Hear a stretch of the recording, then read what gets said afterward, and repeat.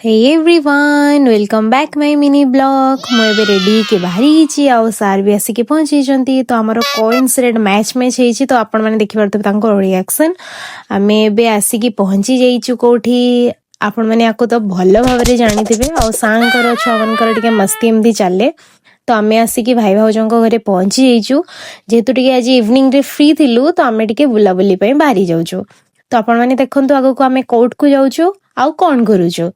तो आपण माने तो जानी थिबे बुलाबुली माने आगे चा और कॉफी नहले हबनी तो आमे आज आसिक पहुंची एने चा खटिरे आ देवर भाभी टिके नकझक चली मजा मस्ती और सांगर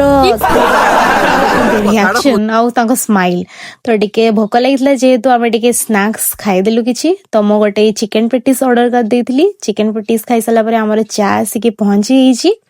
तो आपण मैंने यहाँ तो जानी थे बारिपदा रेलवे स्टेशन इवनिंग रो व्यू वाओ बहुत सुंदर देखा होची तो मोर आज मिनी ब्लॉग टी एतिके रहउची जणेबे केमती लागिला रहउची नमस्कार।